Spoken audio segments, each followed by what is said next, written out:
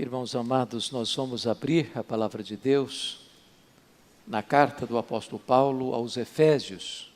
Carta de Paulo aos Efésios, capítulo 3. E vamos ler dos versos 14 ao verso 21. Efésios 3, 14 a 21.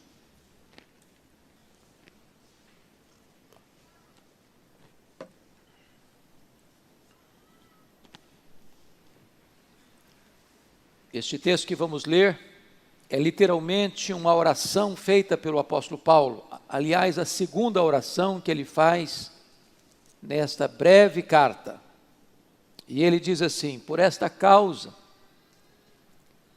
me ponho de joelhos diante do Pai, de quem toma o nome toda a família, tanto no céu como sobre a terra, para que, segundo a riqueza da sua glória, vos conceda que sejais fortalecidos com poder, mediante o seu Espírito no homem interior.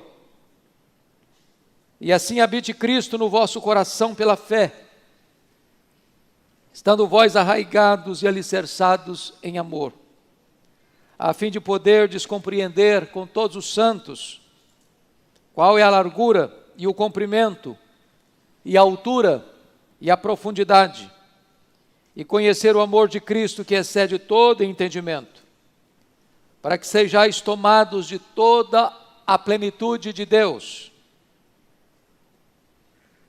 Ora, àquele que é poderoso para fazer infinitamente mais do que tudo quanto pedimos ou pensamos, conforme o seu poder que opera em nós, a Ele seja a glória na igreja e em Cristo Jesus, por todas as gerações, para todos sempre. Amém. Irmãos amados, o apóstolo Paulo, certamente o maior bandeirante do cristianismo, grande desbravador da obra missionária, depois de percorrer a província da Galácia, da Macedônia, da Acaia, agora dedica-se na terceira viagem missionária à província da Ásia Menor. E ele vai passar 3 anos na maior cidade da Ásia Menor, a capital daquela província que é a cidade de Éfeso. Uma metrópole de mais de 300 mil habitantes na época. A cidade que hospedava uma das 7 maravilhas do mundo antigo, o templo da deusa Diana, a Diana dos Efésios, um palácio de mármore 4 vezes maior que o Partenon de Atenas. Uma cidade fortemente idólatra, uma cidade fortemente ocultista, e sem os recursos de que dispomos hoje, Paulo chega naquela cidade, e em 3 anos, o evangelho impacta de tal maneira a cidade, que a idolatria recua. Os mágicos convertidos a Cristo queimam seus livros de magia em praça pública. E diz Atos 9 que a palavra de Deus prevalece na cidade. Além do mais, toda a província é alcançada, igrejas são plantadas nas principais cidades, como Esmirna, Pérgamo, Tiatira, Sardes, Filadélfia, Laodiceia, Colossos e Hierápolis. Agora Paulo está se despedindo desta igreja. E ele está rumando para Jerusalém, onde levaria uma oferta aos pobres da Judeia.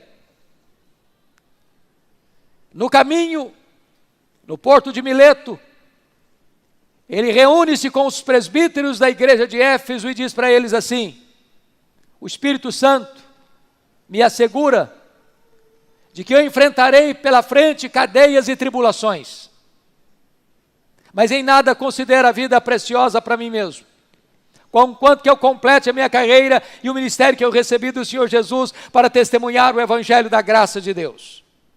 Ele chega em Jerusalém e ele é preso. Conspiram contra ele para matá-lo. Ele é transferido para Cesareia Marítima, quartel-general de Roma em Israel. Ele fica ali 2 anos, debaixo de pesadas acusações dos judeus, sob a égide dos governadores Félix e Festo.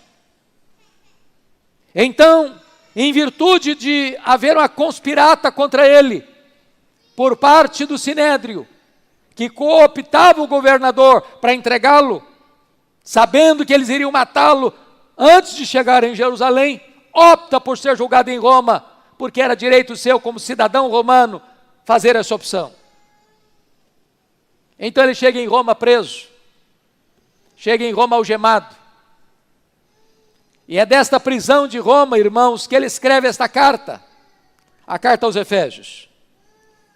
Esta é a rainha das cartas de Paulo. Esta é a carta eclesiológica do Novo Testamento. E nesta epístola há um registro de 2 orações. No capítulo 1, há uma oração por iluminação. No capítulo 3, há uma oração por capacitação. Eu não tenho dúvidas de que Paulo, ao se pôr de joelhos, alcança o pináculo do seu entendimento teológico.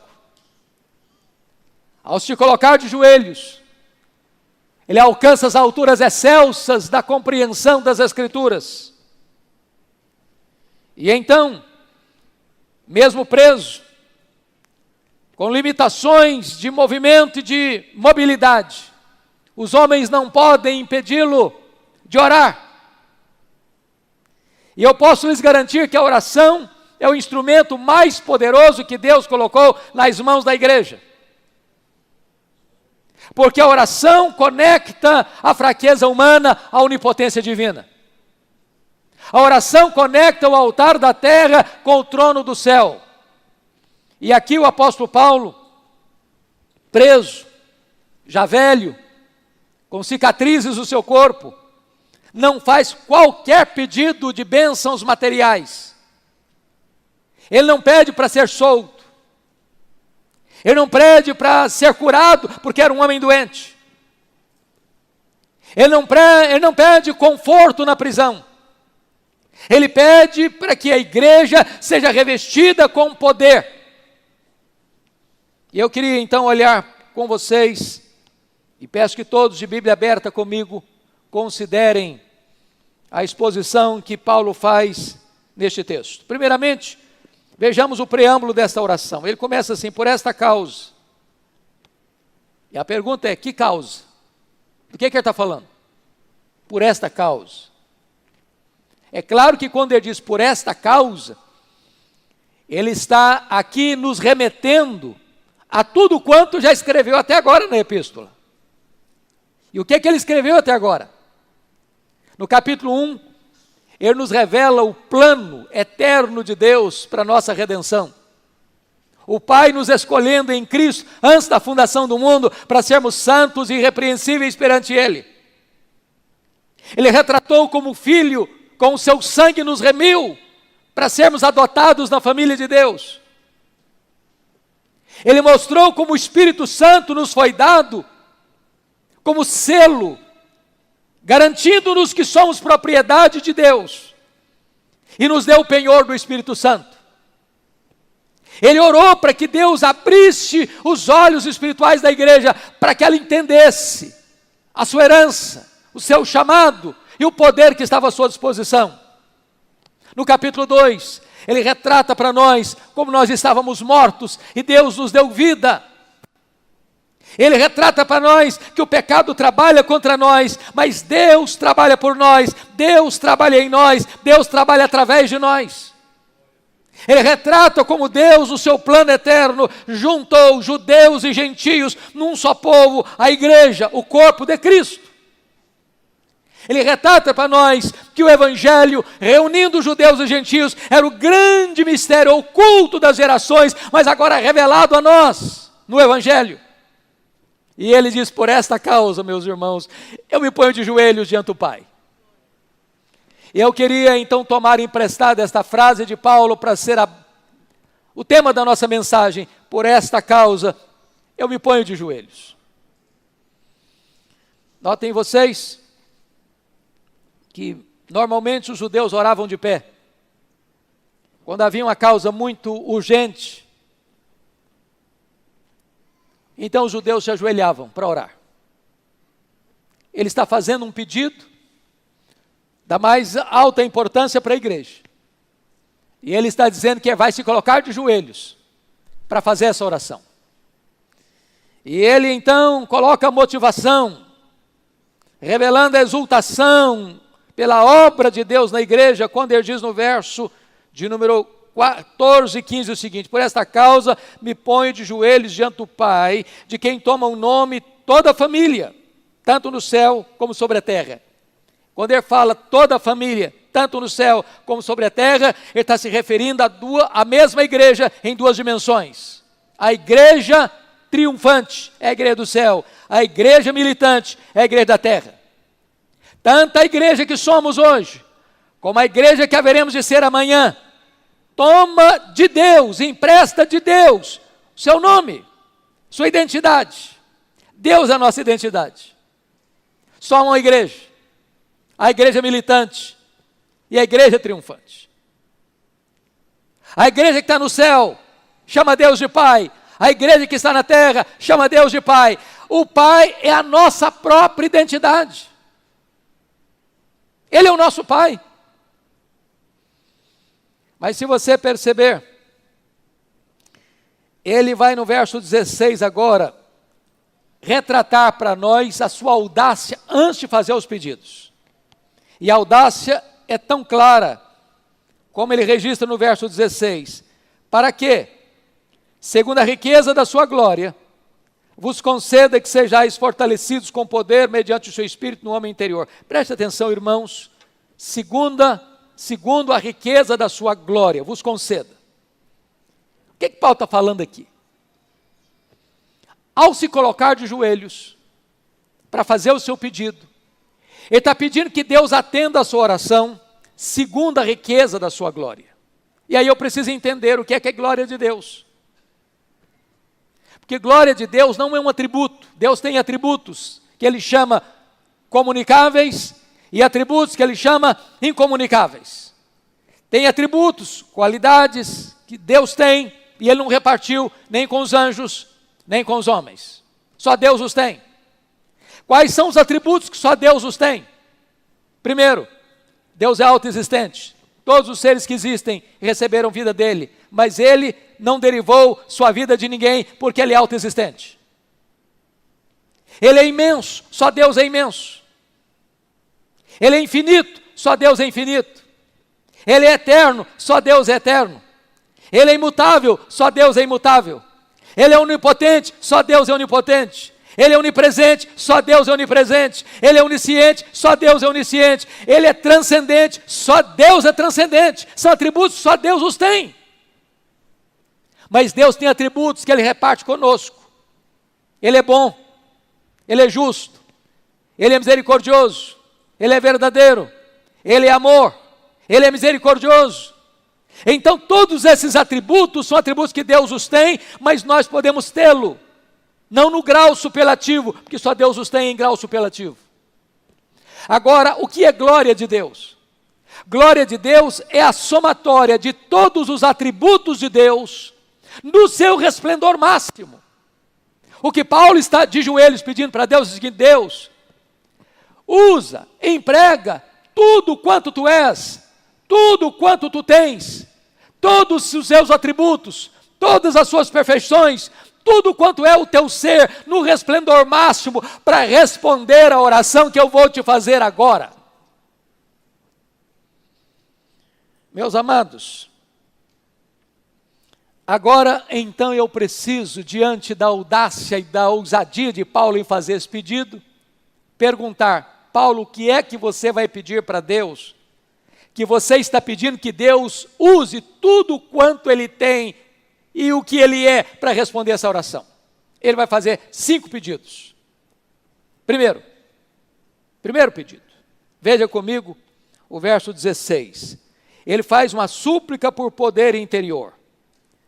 Vos conceda que sejais fortalecidos com poder, mediante o seu espírito no homem interior. Primeira coisa que Paulo está pedindo para Deus, para você e para mim, é que você e eu sejamos revestidos de poder. Irmãos, não há cristianismo sem poder. O Evangelho é o poder de Deus. O reino de Deus não consiste em palavras, mas de poder. O Espírito Santo veio para trazer poder. A igreja precisa ser revestida com poder. Jesus Cristo foi claro: permanecei na cidade até que sejais revestidos de poder. Jesus Cristo foi categórico: mas recebereis poder ao descer sobre vós o Espírito Santo. Na primeira oração, Paulo diz que toda a suprema grandeza do poder de Deus está à nossa disposição. Que poder? O mesmo poder que ressuscitou Jesus dentre os mortos. A igreja não pode ser uma família fraca, a igreja não pode ser composta de um povo fraco, a igreja recebeu o poder e ela deve ser fortalecida com todo o poder. Agora preste atenção. Vos conceda que sejais fortalecidos com poder mediante o seu Espírito. Esse poder, irmãos, não é conhecimento que nós adquirimos, não é técnica que nós adquirimos, não é qualquer fenômeno místico que nós desenvolvemos. Não, esse poder é mediante o Espírito. É Ele quem dá o poder. É Ele quem reveste a igreja de poder. Mas como poder? Paulo responde na oração, e ele diz aí: mediante o seu Espírito no homem interior. Não é a coisa espalhafatosa, espetaculosa, não é fogaréu planejado e enfeitado pelo homem, como fogo fato, plástico, para os homens admirarem. Poder no homem interior, para uma qualidade de vida maiúscula, para uma vida consistente, coerente com o Evangelho. É disso que Paulo está tratando aqui. E eu gostaria então de pensar com vocês, à luz do livro de Atos, por exemplo, que todo crente, irmãos, tem o Espírito Santo. Se você não tem o Espírito Santo, você não pode dizer que é um crente. Ninguém pode dizer Senhor Jesus, senão pelo Espírito Santo. Quem não tem o Espírito de Cristo está não é dele. Mas uma coisa é ter o Espírito Santo presente, outra coisa é ter o Espírito Santo presidente. Uma coisa é ter o Espírito Santo, outra coisa é ser cheio do Espírito Santo. Uma coisa é ter o Espírito Santo, outra coisa é ser revestido com o poder do Espírito Santo. É desta maneira, então, que Paulo está orando para que o Espírito Santo nos capacite, nos revista. Talvez você pergunte, mas poder para quê, pastor? Poder, à luz de Atos 1, para sair da especulação teológica para o campo da ação. Poder para perdoar, porque eles tinham que entrar na província dos samaritanos e eles eram inimigos. Poder para dispor a morrer e dar vida pelo Evangelho. Poder para olhar as fronteiras mais distantes do mundo e levar o Evangelho a elas até os confins da terra. Sem poder, irmãos, a igreja fica recuada entre quatro paredes. Sem poder, nós capengaremos da vida espiritual e não alcançaremos o voo das águias, nas alturas excelsas. Então este é o primeiro pedido de Paulo. Mas tem um segundo pedido nessa oração.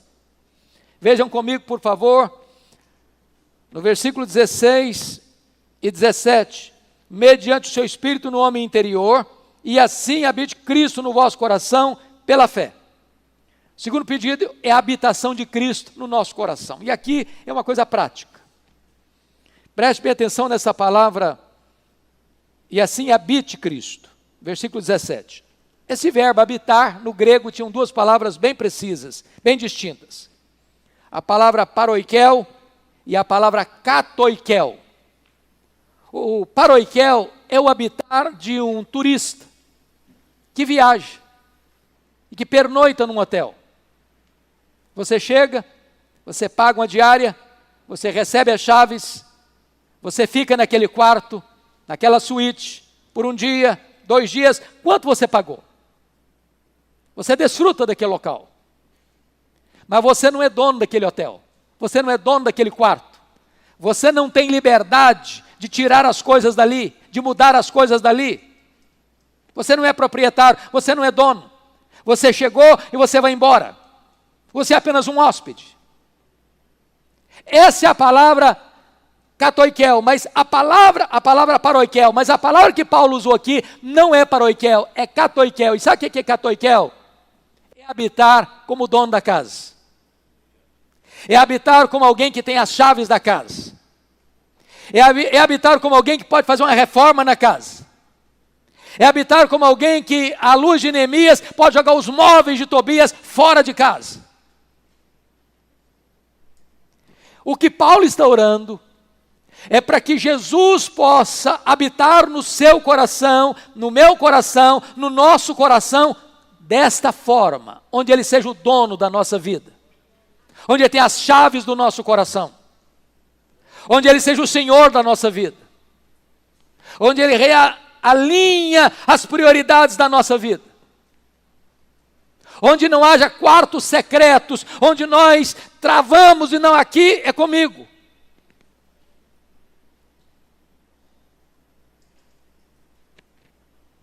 Agora eu queria que você parasse e pensasse comigo.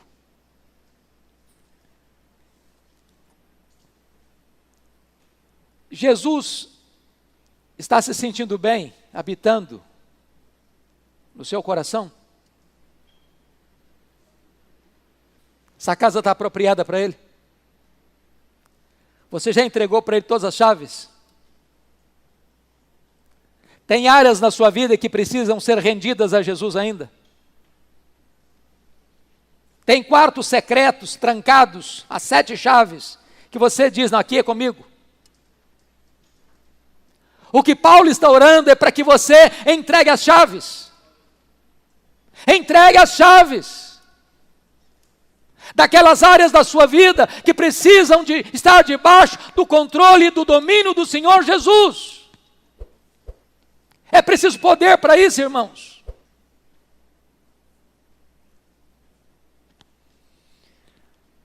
Ao terceiro pedido, e o terceiro pedido, confiram comigo, está aí no versículo de número 17. E assim habite Cristo no vosso coração, pela fé, estando vós arraigados e alicerçados em amor. Ele está pedindo um aprofundamento do amor fraternal. Sabe por quê? Tem gente fácil de amar. Tem gente que para amar você precisa de poder. Se você não tiver poder, você não ama.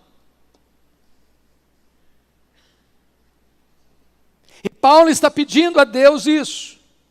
Notem vocês comigo. Estando vós arraigados e alicerçados em amor. Ele usa 2 imagens, 2 metáforas. Uma da botânica e a outra da engenharia civil. A ideia aqui de arraigados é de uma árvore que está plantada com raízes profundas, que a tempestade chega e açoita essa árvore, e ela mantém-se firme porque tem raízes profundas. A segunda metáfora, alicerçados, é de um prédio, com um sólido fundamento, com muitos andares, e a procela chega, e a tempestade vem, e ele está plantado. O engenheiro não errou no cálculo. E ele não entra em colapso diante das crises, das tempestades que vêm e assolam aquele prédio, porque está bem plantado. Paulo está dizendo o seguinte: meu Deus, nós precisamos de poder, para que quando os problemas chegarem dentro de casa, marido e mulher, pais e filhos, irmãos da igreja, e as desavenças, e as discussões, e os problemas vierem, esses irmãos estejam arraigados, alicerçados em amor. Amar o igual é muito fácil. Amar quem ama você, nem precisa ser crente para fazer isso. Até os incrédulos, até os gentios, até os ateus conseguem amar muito bem quem os ama. E Paulo está orando, dizendo o seguinte: eu não consigo fazer isso a não ser que eu tenha poder. Porque o amor é mais importante que os dons. O amor é a evidência da salvação. Se você não ama, você não pode dizer que você é salvo. Se você não ama, você não pode dizer que está na luz. Se você não ama, você não pode dizer que ama a Deus. Se você ama, então você dá provas de que você é discípulo de Jesus. E Paulo está dizendo: meu Deus, nós precisamos de poder para viver dessa forma. Mas em quarto lugar, irmãos, Paulo faz então um quarto pedido nessa oração. Versículos 18 e 19. A compreensão do amor de Cristo. Veja comigo. A fim de compreenderdes, ou a fim de poderdes compreender, com todos os santos, qual é a largura, e o comprimento, e a altura, e a profundidade, e conhecer o amor de Cristo, que excede todo o entendimento. Eu chamo a sua atenção para duas coisas. Primeiro, no verso 18, se você gosta de grifar, grife a palavrinha aí, compreender. Depois, no verso 19, talvez você possa grifar o verbo aí, conhecer. A ideia de compreender é uma ideia intelectual, de cognição, de racionalidade, de entendimento. Mas a ideia do verso 19, conhecer, é experimental, é relacional, é intimidade. O que Paulo está dizendo é que nós precisamos ter este entendimento, de compreender, não sozinho, não desigrejado, não crente virtual, não apenas um crente online, mas com todos os santos, na comunhão dos santos, na igreja de Deus, na Assembleia dos Santos, com todos eles. Qual é a largura, o comprimento, a altura e a profundidade? As dimensões do amor de Deus, as dimensões do amor de Cristo, que vai do primeiro ao último homem, que vem das alturas excelsas e desce às profundezas do abismo humano. Este amor precisa ser entendido, e esse amor precisa ser experimentado. O amor de Cristo que excede todo o entendimento. Você já parou para perguntar quanto Jesus ama você?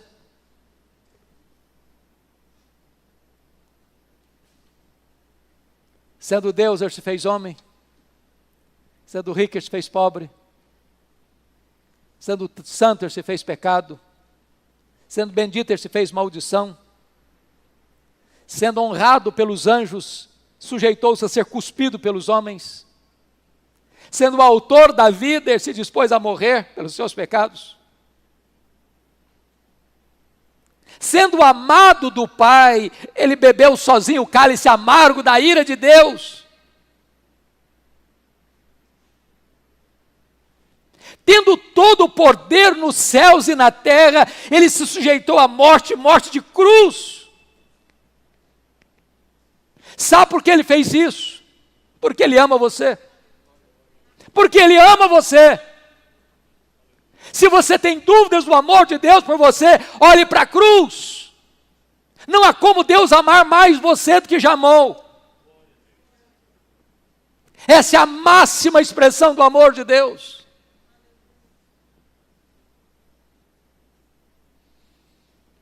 Mas em último lugar, irmãos, quinto pedido, é o mais elevado.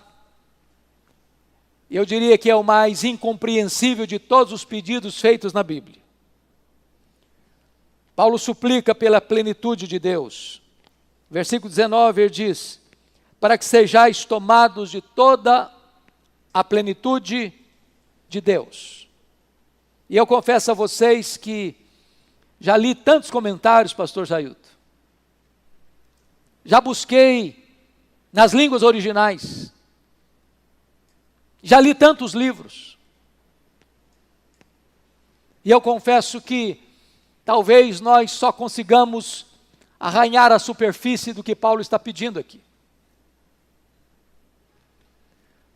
Porque ele está pedindo para que você e eu sejamos tomados não de Deus, não da plenitude de Deus, mas de toda a plenitude de Deus.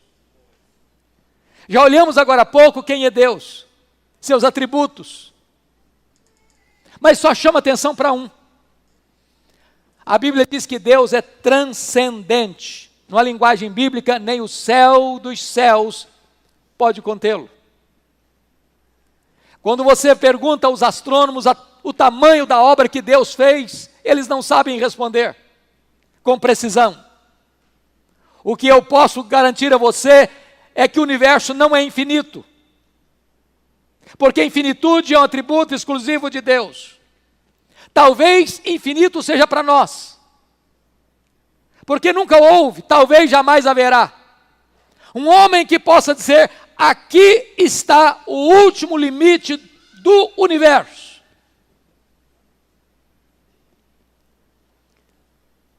Pois não há um centímetro desse universo, que tem mais de 93 bilhões de anos-luz de diâmetro, onde Jesus não possa dizer: isso aqui é meu, eu criei isso aqui, sou o dono disso aqui e estou aqui. Ele é maior que tudo que existe.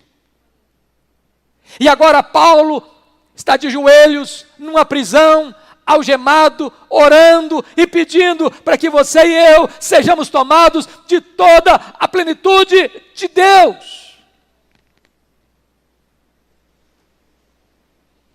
Eu não sei quanto a você, mas eu, examinando o meu coração, eu acho que o maior problema que nós temos na nossa vida cristã é que nós limitamos o que Deus pode e quer fazer na nossa vida com o que nós conhecemos e com o que nós já experimentamos.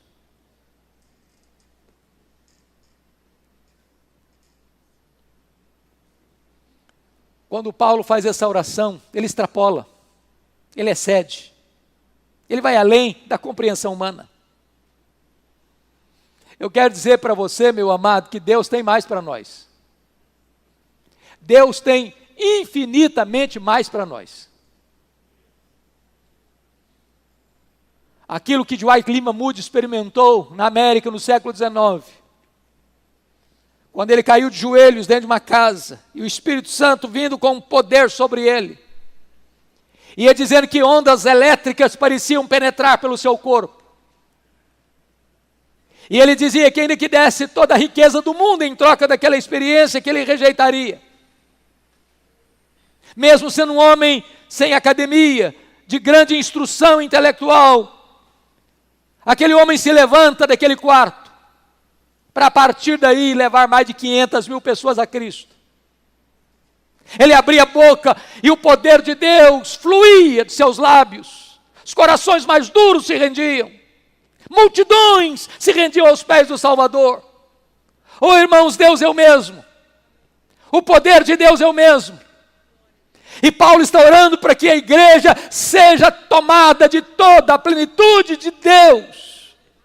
Nós não podemos nos conformar com o cristianismo raso, nós não podemos nos conformar com o cristianismo medíocre, nós não podemos nos conformar com a vida opaca, uma vida insossa, uma vida rasa, uma vida morna, se temos na nossa disposição a suprema grandeza do poder de Deus.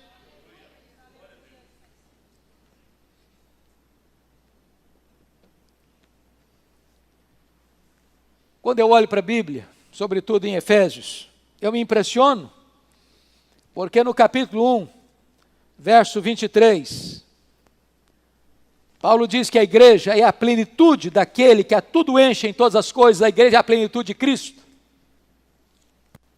Quando eu olho aqui em 3,19, Paulo está dizendo para que eu seja tomado de toda a plenitude de Deus, Deus Pai. Mas quando eu olho o capítulo 5, verso 18, Paulo diz: enchei-vos do Espírito, e a igreja pode ser cheia do Espírito Santo de Deus, plenitude do Pai, plenitude do Filho, plenitude do Espírito Santo. Talvez você argumente assim: bom, pastor, mas é provável que Paulo estivesse delirando naquela prisão. O pedido é grande demais, é ousado demais. E ele vai mostrar a capacidade de Deus para responder no versículo 20. Você pode ler o verso 20 comigo em voz alta, por favor, toda a igreja? Ora, aquele que é poderoso para fazer infinitamente mais do que tudo quanto pedimos ou pensamos, conforme o seu poder que opera em nós. Esse versículo só faz sentido pleno para nós quando você entende o que ele pediu. Porque já pediu algo que não dá para medir. Já pediu algo que não dá para você compreender. Ele pediu para que a igreja seja tomada de toda a plenitude de Deus. Paulo, você está sendo ousado demais, você está sendo audacioso demais, você pediu demais, você não mediu as consequências do seu pedido, e aquele pedido que é máximo, ele está dizendo, ora, Deus é poderoso para fazer infinitamente mais. Eu não sei o que é infinitamente mais do que eu já tinha pedido. O que cabe a nós é entender uma coisa: Deus tem mais para nós. Deus tem infinitamente mais para nós. E ele não poderia terminar, portanto, essa oração a não ser com a doxologia. No versículo 21, a ele seja a glória, na igreja e em Cristo Jesus, por todas as gerações e para todos sempre. A igreja é a esfera onde a glória de Deus se manifesta. É glória no corpo, é glória na cabeça, é glória no tempo, é glória na eternidade. E Paulo diz, por esta causa, eu me ponho de joelhos. Queria que por um momento você fechasse os seus olhos e você fizesse algumas perguntas a você mesmo.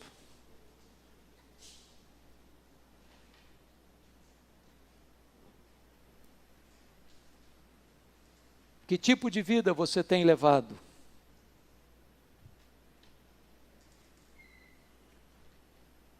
O que você conhece acerca deste assunto que Paulo está orando aqui?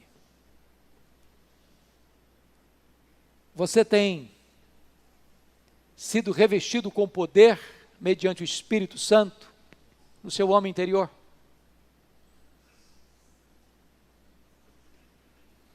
Cristo já é o dono de todas as chaves da sua vida?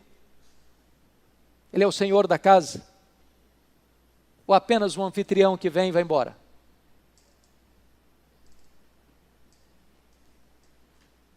Você tem amado os seus irmãos?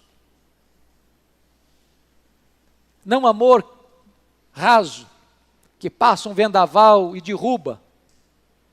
Você tem raízes profundas, alicerces inabaláveis. É assim que você ama? Você já parou para meditar quão grande é o amor de Cristo por você? O que foi a cruz? Como ele desceu? Como ele se humilhou? Como ele serviu? Como ele sofreu? Como ele sangrou? Tudo por amor a você. Você tem sido tomado de toda a plenitude de Deus. Eu gostaria que hoje você clamasse ao Senhor. Meu Deus, eu não quero apenas ouvir falar. Eu quero experimentar este poder. Eu não quero apenas recorrer à história para saber quando tu fizeste, onde tu fizeste, como tu fizeste. Meu Deus, eu quero que tu faças outra vez na minha vida. Por esta causa, eu me ponho de joelhos. Se você quer nesta noite clamar ao Senhor para que isso aconteça na sua vida, eu gostaria de convidar você, onde você está, no seu lugar, aqueles que puderem, vamos nos colocar de joelhos. Porque se Paulo fez isso, por que não fazermos também? Por esta causa, eu me ponho de joelhos. Nós vamos orar ao Senhor.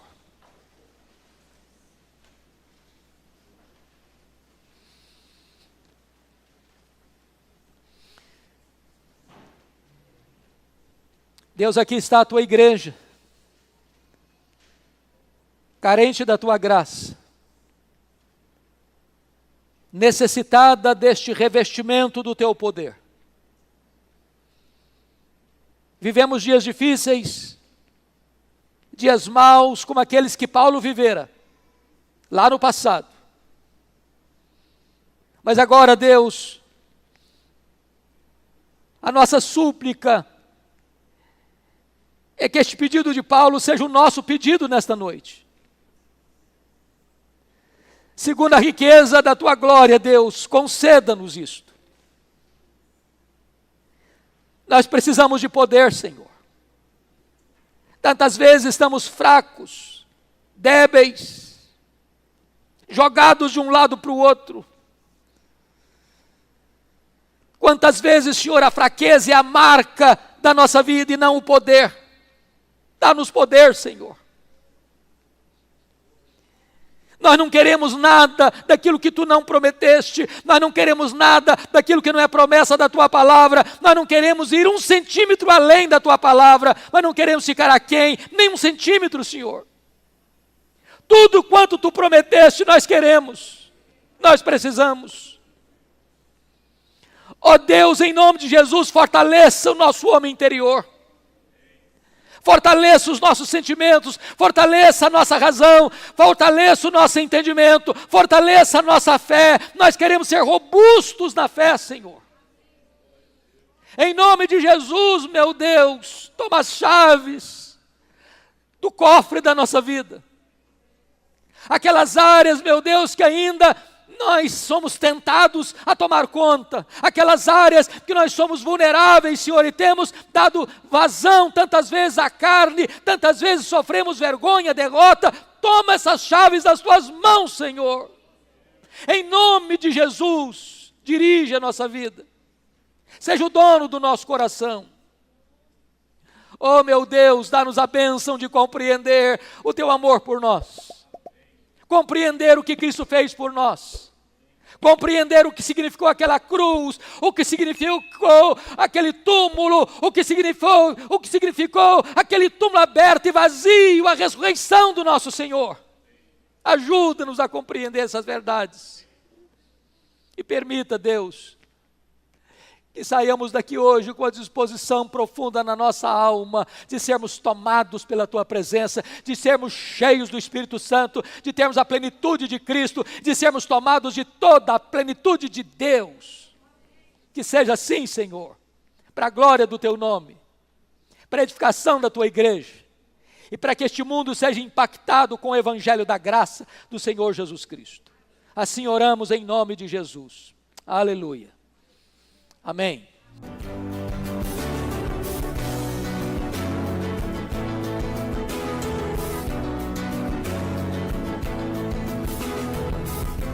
Palavra da Verdade, com Hernandes Dias Lopes.